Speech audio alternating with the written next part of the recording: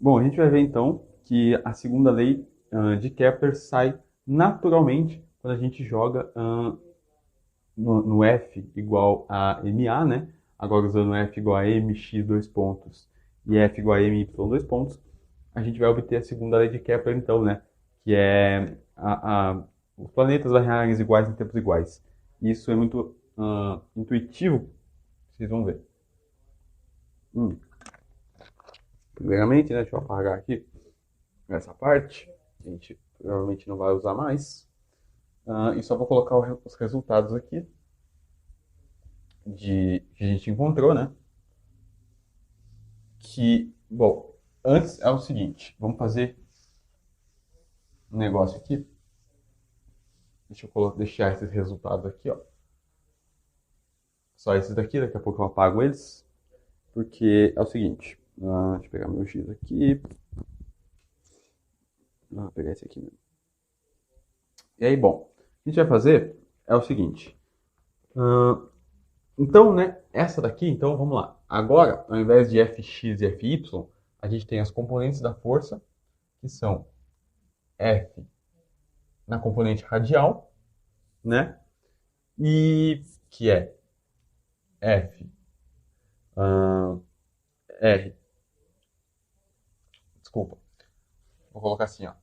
A força, né, agora como um todo, ela vai ser, ao invés de Fx, x chapéu, mais Fy, y chapéu, a gente transformou em Fr, a componente radial, R chapéu, mais F θ, a componente angular, né, θ chapéu. Tá bom?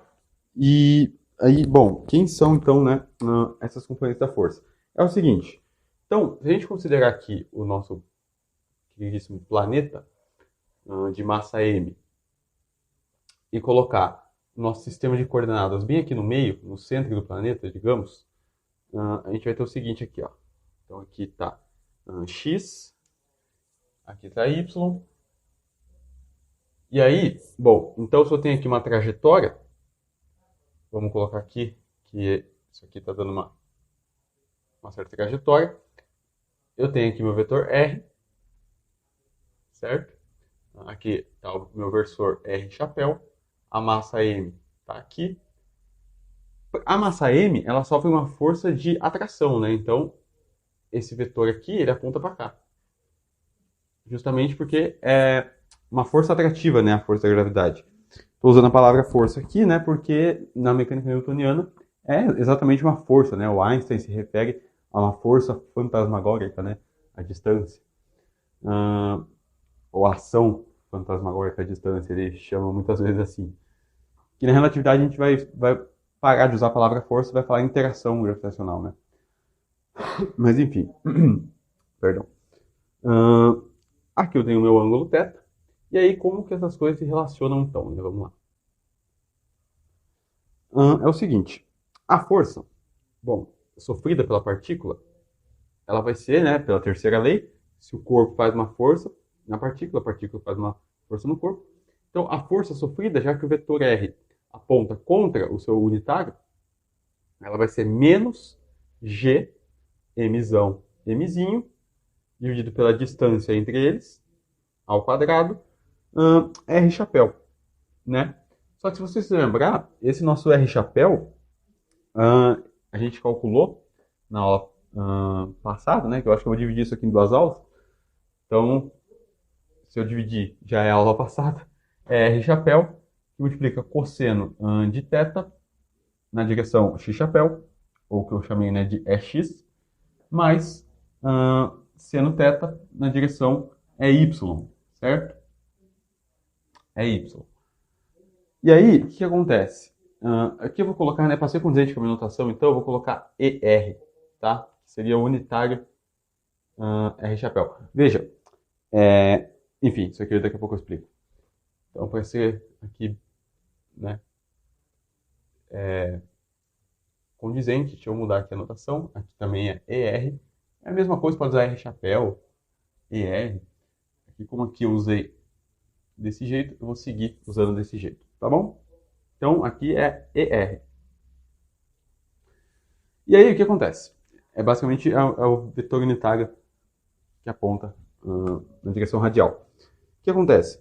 Ele é dado em termos desse cara aqui, certo?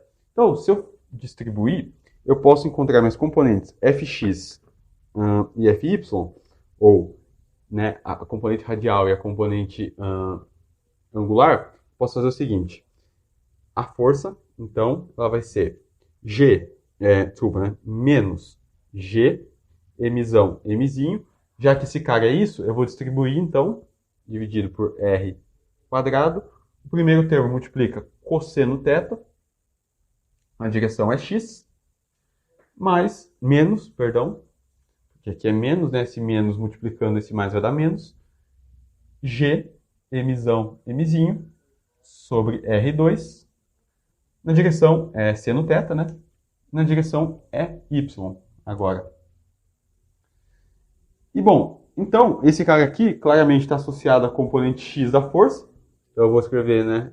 Eu posso escrever assim: a força gravitacional é Fx mais Fy, certo? Ou seja, é m x dois pontos mais m y dois pontos. E aí a gente só substitui aqui, né, que é o que já está aqui, essas expressões que a gente tem. A gente já tem quem que é o x dois pontos, a gente tem quem que é o my dois pontos. Então, se eu quiser igualar, bom, esse cara aqui é o fx, né? O cara que tem a componente x chapéu. Então, eu digo que m x dois pontos é igual a menos g mzão mzinho sobre R2 é x chapéu, certo? Aqui é um chapéu também, meu Deus. Poderia ser vetor, poderia ser chapéu, não tem problema. O importante é que o R significa que é a base, certo? E aí, bom, você vê que M mata com M, a gente tem que x dois pontos, ele é menos, tem um cosseno aqui, né? Perdão.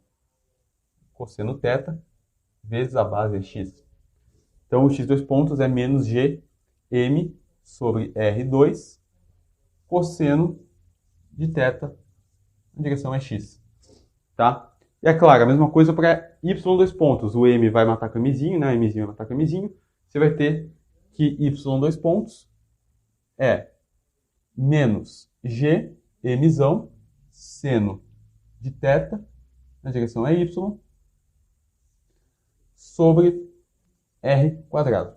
Tá? Você tem isso. Então, tanto x dois pontos quanto y dois pontos são dados pela mesma constante, né, menos gm, em função agora de r e de θ, certo? Que é o que a gente quer, né, já que a gente está usando coordenadas polares, tá bom? E aí a gente vai fazer o seguinte: vamos brincar agora, né, de pegar então a equação 1, jogar dentro da 2, ou melhor, pegar a equação 2, jogar dentro da 1, né? Como isso? Fazendo o seguinte, vamos fazer mais uma manipulaçãozinha aqui, que é o seguinte. Vamos pegar essa primeira, vamos lá, deixa eu apagar isso daqui então, fazer o seguinte. Vamos pegar os resultados aqui que a gente tem, que é... Eu vou apagar aqui também, tá? Eu tô com os resultados anotados aqui já na folha. Então, vamos lá, deixa eu só pegar então, as equações que a gente obteve na aula passada, que foram o seguinte, né? Foram duas de importância, que era, eu vou chamar de 1, essa equação aqui, ó, que era x dois pontos cosseno de θ mais y dois pontos seno de θ. Isso daqui era r dois pontos menos r θ ponto quadrado, né? E a segunda era x dois pontos, vou chamar de 2 essa daqui então, x dois pontos, seno θ, né? A gente inverteu, menos y dois pontos, cosseno de θ. Isso daqui era menos 2 r ponto, θ ponto, menos r θ dois pontos. Era isso aqui, né? E aí, bom, o que acontece? Se a gente somar aqui, então, por exemplo, essa equação aqui, a equação 1, né? X dois pontos, cosseno de θ. X dois pontos, cosseno de θ, mais y dois pontos, seno de θ, a gente acabou de ver que esses caras aqui, eles eram o x dois pontos, né? Era menos g mzão, mzinho, sobre, desculpa, aqui é só g mzão, sobre R2, cosseno de θ, e o y, a equação para isso são dois pontos, menos g mzão sobre R2, seno de θ, né? A gente acabou de ver isso. Não estou colocando as direções aqui. Aqui na direção é x, aqui na direção é y, mas você sabe. Enfim. Bom, acontece que é o seguinte. Por essa expressão aqui, ó, x dois pontos mais y dois pontos é r dois pontos menos r θ ponto. Então a gente chega aqui, x dois pontos, vamos, no lugar disso daqui, né? Eu vou colocar então o valor que a gente obteve aqui, r dois pontos menos r θ ponto. Então isso daqui é r dois pontos menos r θ ponto ao quadrado. Isso daqui tem que ser igual, né, o cosseno, né, vai matar com o cosseno, e enfim, o seno vai matar com o seno, a gente vai ter que r dois pontos menos r θ ponto ao quadrado é menos g mzão sobre R2. Tá bom? A gente obtém isto. A gente pode chamar... Então, enfim, essa daqui é uma das equações que a gente obtém, certo? Menos g mzão sobre R2. A outra equação importante que a gente vai obter é pegando para a segunda, né? Para a segunda expressão, a gente vai ter a mesma coisa. X, dois pontos. Agora aqui vai multiplicar o seno de θ. X, dois pontos, seno de θ. Menos y, dois pontos, seno de θ. Cosseno de θ, perdão.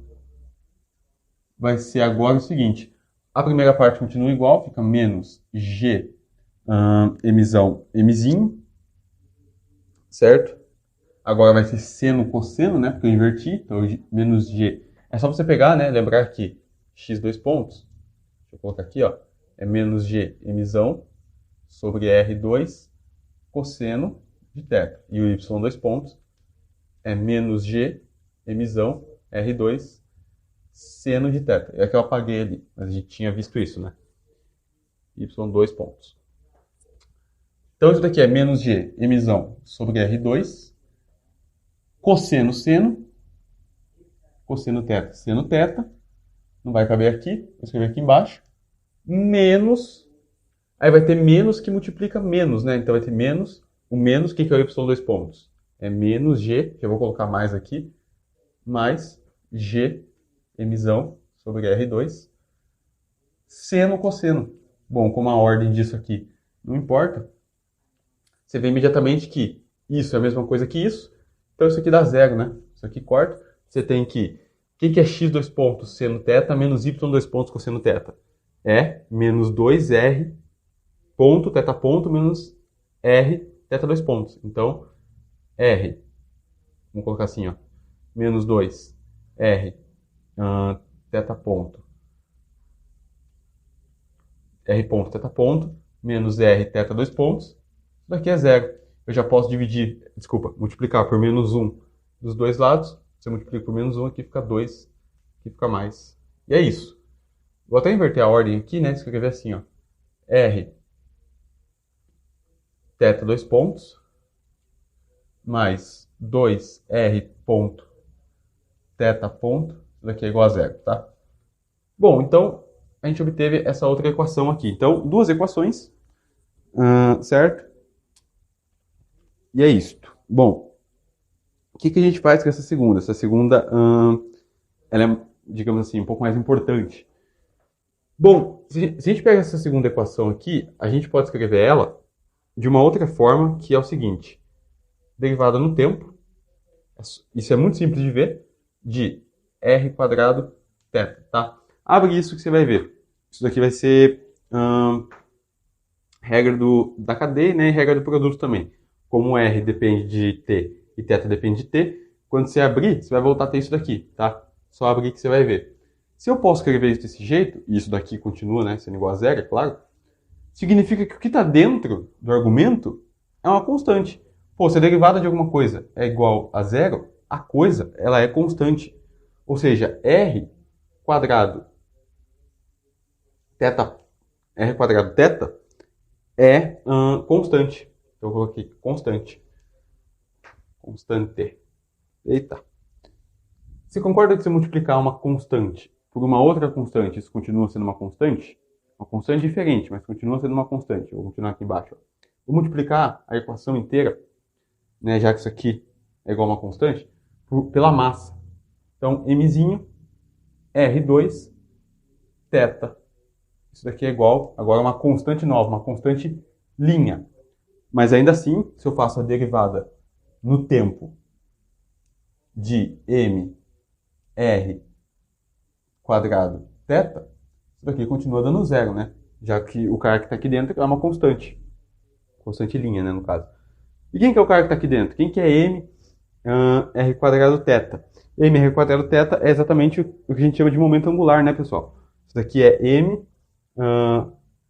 você pode ver, né, esse cara aqui como o momento angular sendo m vezes a velocidade, né, vezes o raio. Só que você sabe que a velocidade angular, como a gente viu, né, é a velocidade sobre o raio. Então o raio mata com o raio e fica mv vezes r, certo?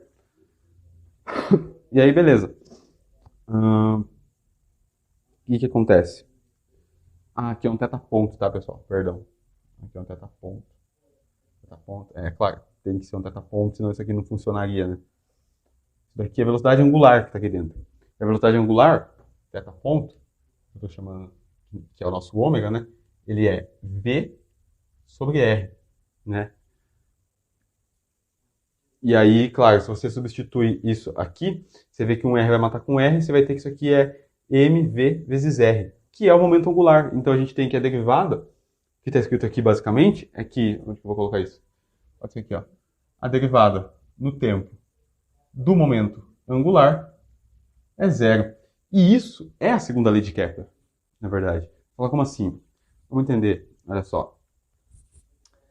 Na verdade, isso explica muitas coisas. O fato do momento angular ser conservado, como eu vou mostrar também daqui a pouco, mostra pra gente que a órbita dos planetas de um sistema solar, elas têm que ser coplanares. O que isso significa? Significa que o centro de massa de cada planeta tem que estar no mesmo plano. Por isso que você não tem, tipo, digamos assim, a órbita dos planetas, ela é toda restrita num plano. Então, quando aquela pergunta inicial, né, que a gente fez na aula passada, bom, mas vou usar coordenadas polares bidimensionais para escrever um espaço que é tridimensional, né, no caso de Newton, não tinha 4 dimensões ainda, era só 3. Bom, sim, porque o momento angular se conserva. Se o momento angular se conserva, pela regra da mão direita, né, quando a gente faz isso, os planetas ficam restritos num plano. Eu já vou mostrar isso daqui a pouco. É um resultado bem legal também. Então, isso daqui, o fato do momento angular ser conservado, tem várias consequências. Uma delas, né, além dessa que é das órbitas serem todas confinadas no mesmo plano, a gente restringe os graus de liberdade para 2, é que a gente pode provar a lei de Kepler, a segunda lei de Kepler, né? Fazendo o seguinte, olha só. Vê se vocês concordam comigo. Deixa eu apagar tudo isso daqui. Vamos lá. Vamos pegar um planeta, ou melhor, um deslocamento de um corpo qualquer que tenha sido, que seja infinitesimal, né? Enfim, que seja bem pequeno esse deslocamento. Deixa eu pegar outro giz aqui. Estou com um pouco de giz branco, daqui a pouco vou ter que apelar para giz de outras cores. Vamos lá. Vamos pegar então, fazer o seguinte. Bom, deixa eu só escrever então aqui as relações que a gente viu, né? DDT de m r quadrado θ ponto é igual a simplesmente a derivada do momento angular dl dt, que é igual a zero, né? E aí, a outra relação é que se, já que isso daqui, m, r quadrado, θ ponto, é o momento angular, portanto, eu posso dizer que θ ponto, que é uma relação que vai ser de extrema importância para nós, a velocidade angular vai ser o momento angular dividido por mr quadrado, tá? Essa relação aqui, ela vai ser, nossa, muito importante, beleza? Velocidade angular em termos do momento angular, certo? L sobre mr2, tá bom? Vai fazer sentido porque eu estou deixando isso em ênfase, não só agora, como futuramente também, tá? Nas próximas aulas. Bom, vamos pegar então, como eu falei, né? Pegar aqui um trecho de uma órbita, vamos colocar a nossa origem bem aqui, e vamos fazer o seguinte, vamos analisar o planeta, ou melhor, o corpo de massa m. Na verdade, a massa dele não vai importar, que está, enfim, ele tem uma órbita aqui infinitesimal. A gente vai pegar um trecho infinitesimal dessa órbita, perdão. E aí, o que acontece? A gente vai ter aqui, então, bom, isso daqui é na verdade, né, é um arco. É um arco de circunferência, ou de, enfim, não sei como que é a trajetória desse cara. Mas não me importa muito, por quê? Porque eu estou pegando um trecho bem pequeno. Se eu estou pegando um trecho bem pequeno, esse cara aqui é quase uma reta. Vocês concordam? É quase uma reta. Né? Eu estou exagerando aqui no meu desenho, isso aqui claramente não é uma reta, mas se eu estou pegando um trecho infinitesimal, ele é uma reta aproximadamente. Então, vamos supor que ele veio daqui para cá, ó. Se ele foi daqui para cá, então aqui eu tinha um vetor que era o meu vetor r no instante t, e aqui eu tenho o vetor r que está no instante t mais dt, ou seja, passou um intervalo bem pequeno de tempo, dt. E aí eu posso escrever, né, bom, não sei se todo mundo sabe disso, mas uma relação que a gente tem para a área de um triângulo, né, porque isso daqui tem um ângulo θ, e isso daqui é praticamente um triângulo, né, isso aqui que eu estou dizendo aqui. Por que é praticamente um triângulo? Porque exatamente isso daqui é quase uma reta. Essa base aqui dele. E a área de um triângulo eu posso escrever como r quadrado sobre 2 seno de θ. Certo? R quadrado sobre 2 seno de θ. Bom, então vamos lá. Vamos fazer o seguinte. Se eu tomo um elemento infinitesimal de área, né, um dA, que é esse caso aqui, isso daqui vai ser r de t, né, r quadrado? Bom, eu tenho que pegar o r no instante t, multiplicar por r no instante t mais dt. Isso aqui tudo dividido por 2, né? Lógico. Que multiplica o seno de dθ. Bom, como dθ é um ângulo muito pequeno, né? A gente sabe que, por aproximações, o seno de um ângulo pequeno, seno de dθ, por exemplo, é aproximadamente dθ. É o próprio ângulo, né? Seno de dθ. Então, bom, se eu pegar o limite em que ΔT, em que dt vai a zero, né, no caso, tomando o limite que dt vai a zero, esse cara aqui vira um r de t, então fica r de t vezes r de t, que é r quadrado, então a gente tem que dA é r quadrado sobre 2 dθ, né, já que o seno do ângulo muito pequeno é aproximadamente o próprio ângulo, tá bom? R quadrado dθ. Aí o que eu vou fazer? Eu vou derivar no tempo esse cara aqui, então eu tenho que dA dt, posso escrever assim, ó. Isso aqui é r quadrado. Antes disso, na verdade, olha só, o que eu vou fazer? Eu posso multiplicar essa equação e dividir pela massa, tá? Daquele planeta ali. Se eu faço isso, olha o que eu tenho. R quadrado sobre, vou multiplicar e vou dividir pela massa, então r quadrado vezes m sobre 2m dθ, né? É isso aqui que eu tenho. E, bom, tá, e daí? Bom, quem que é, olha só, vamos lá. Vou pegar aqui então e fazer o seguinte. Eu vou derivar esse cara aqui no tempo.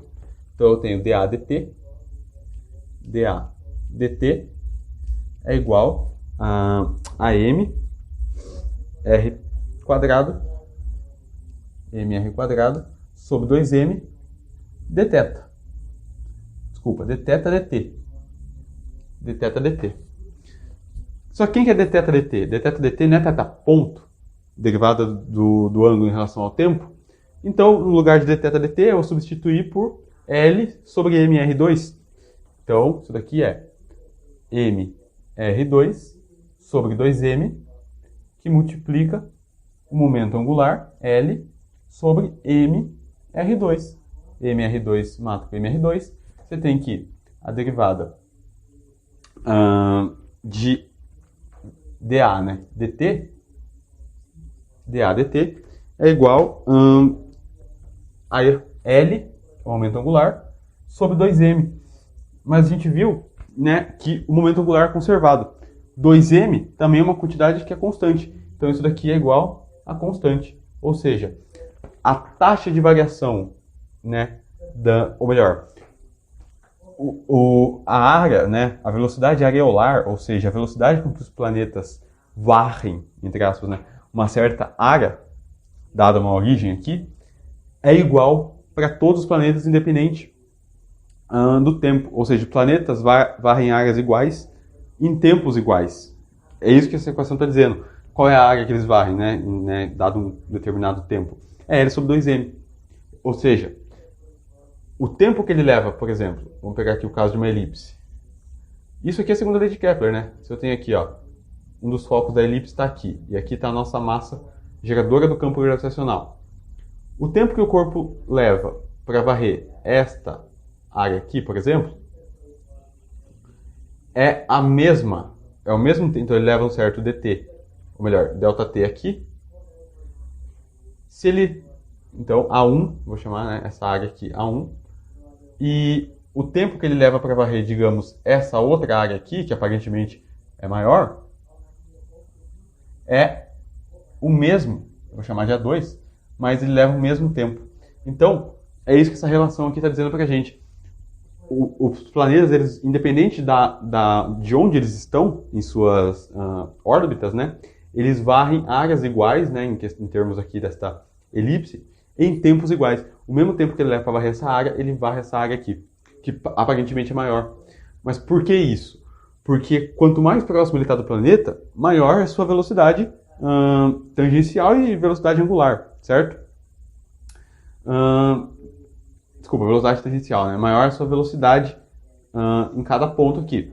Quando ele está próximo, quando ele está mais perto do planeta gerador do campo. Se essa velocidade ela é maior, é claro que ele vai levar um certo tempo para varrer uma área que é menor. Mas quando ele está longe, ele vai levar...